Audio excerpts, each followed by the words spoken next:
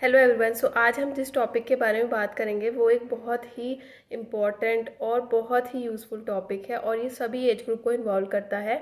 इससे ऑलमोस्ट सभी age group के लोग सफ़र करते हैं।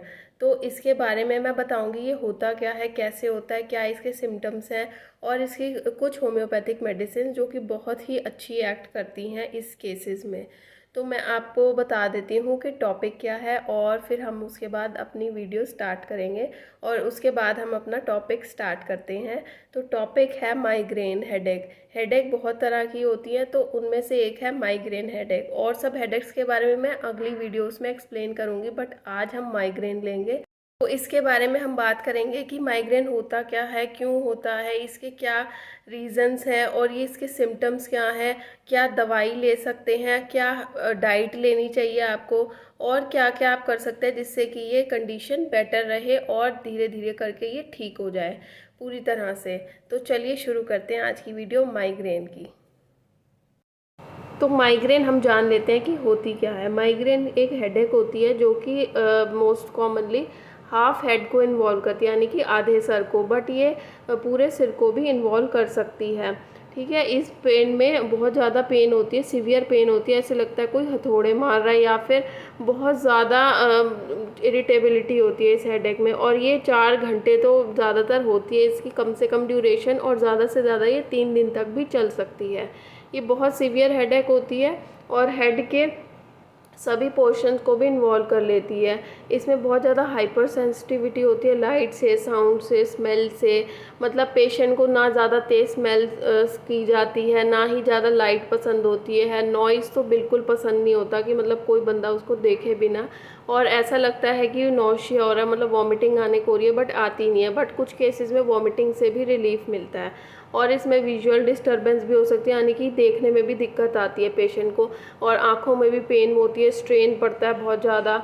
और इस माइग्रेन के कुछ कॉमन कॉजेज़ होते हैं, जैसे कि पेशेंट को जेनेटिक भी हो सकता है। ये अगर आप एज को या रिलेट को आए तो आपको हो सकता है कभी ना कभी। ये जो माइंड हमारा नहीं स्टार्ट होता है, यानी कि जब ये जो भी स्टार्ट होती है बच्चों तो ये, और उसके तक जाता है टीकी में, और फिर किलर लाइफ में धीरे कम होता है। जैसे एज बढ़ती है तो ये धीरे धीरे कम होता है, बट ये सब केसेस में ऐसा देखने को नहीं मिलता। और ये वुमेन्स को ज़्यादा अफेक्ट करता है एज़ कम्पेयर टू मेल्स। और इसमें जो सबसे ज़्यादा ट्रिगरिंग फैक्टर है वो है हार्मोनल चेंजेस, यानी जब कोई फीमेल को मेनोपॉज हो रहा है या फिर हार्मोन्स की गड़बड़ी चल रही है, पीरियड्स ठीक टाइम पे नहीं हो रहे, या तो बहुत जल्दी हो रहे हैं या बहुत लेट हो रहे हैं, और या फिर वो बर्थ कंट्रोल पिल्स ले रही है या फिर हार्मोन रिप्लेसमेंट थेरेपी ले रही है, तो वो सब चीज़ें बहुत अफेक्ट करती हैं। और इमोशनल स्ट्रेस भी एक बहुत बड़ा ट्रिगरिंग फैक्टर है इसमें।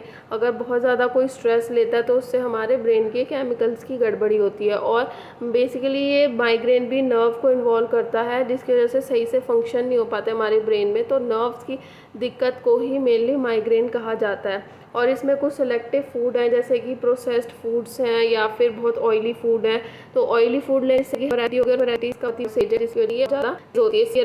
कुछ फीमेल स्किप करती हैं मील्स, यानी कि बहुत फास्टिंग रख ली बहुत दिनों तक या एक ही दिन रख ली, तो उनको बहुत ज़्यादा हेडेक होने लग जाती है। अल्कोहल और कैफीन भी इसके बहुत ट्रिगरिंग फैक्टर हैं, यानी आप अल्कोहल लेते हैं, बियर लेते हैं या कुछ भी ऐसा लेते हैं, या फिर कैफ़ीन आइटम्स लेते हैं, कॉफ़ी, कोल्ड ड्रिंक्स, टी बहुत ज़्यादा अमाउंट में, तो आपको ये पेन हो सकती है। इरेगुलर स्लीपिंग पैटर्न की वजह से भी, यानी कि देर से सोना और देर से जागना, क्योंकि ये भी एक लाइफस्टाइल डिसऑर्डर है तो ऑब्वियसली ये अफेक्ट करेगा। और इस पर वेदर चेंजेस पे भी बहुत अफेक्ट पड़ता है, यानी कि अगर बहुत गर्मी है तो इसकी टेंडेंसी पेन की बहुत ज़्यादा बढ़ती है। और अगर आप कोई स्पेसिफिक मेडिसिन ले रहे हैं बहुत हैवी डोजेस में, तो तब भी आपको माइग्रेन हो सकती है।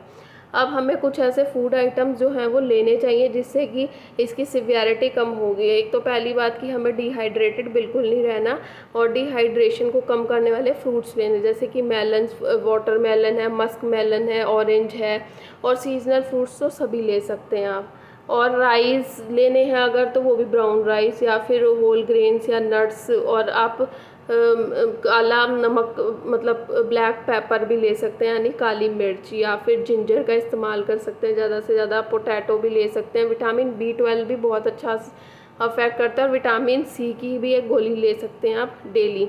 अब इसमें कुछ चीज़ें हैं जो बिल्कुल नहीं लेनी, जो कि है चॉकलेट्स, कैफ़ीन आइटम जो कि मैंने पहले भी बताया है, अल्कोहल, आइसक्रीम, ड्रिंक्स, आइसक्रीम भी जो होती है उसमें भी बहुत ज़्यादा फ़ैट होता है और वो हमारे जो होती है ब्लड वेसल्स उसको कॉन्स्ट्रिक्ट करती है, जिसकी वजह से माइग्रेन हेडेक और बढ़ेगी।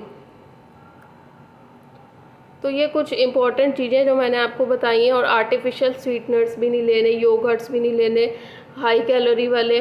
तो ये सब चीज़ें आप अवॉइड करें ज़्यादा से ज़्यादा, अगर आपको माइग्रेन की सिवियरिटी को कम करना। और कुछ मेडिसिन जो मैंने बताई हैं वो ज़रूर लेनी है, उनमें से एक भी आप ले सकते हैं तो आपको बहुत अफेक्ट पड़ेगा माइग्रेन की हेडेक में। तो आज के लिए इतना ही। अब आप मेरी होम्योपैथिक मेडिसिन देखिए जो मैंने बताई हैं, और उनमें से आप ज़रूर लें कोई ना कोई दवाई, वो बहुत ही अच्छा अफेक्ट करेगी माइग्रेन की हेडेक में। तो अब आते हैं हम होम्योपैथिक मेडिसिन पे। इस पे कौन कौन सी मेडिसिन बहुत ही अच्छी एक्ट करती है माइग्रेन हेडेक्स पे। और भी बहुत सारी मेडिसिन है, बट जो मैंने 2 मेडिसिन चूज़ करी हैं वो बहुत अच्छा एक्ट करती है, और ये भी सभी एज ग्रुप के पीपल को दे सकते हैं। बट ये मेडिसिन को मैं आपको बता देती हूँ किन किन कंडीशंस में दी जाती है और कैसे पेशेंट्स में दी जाती है।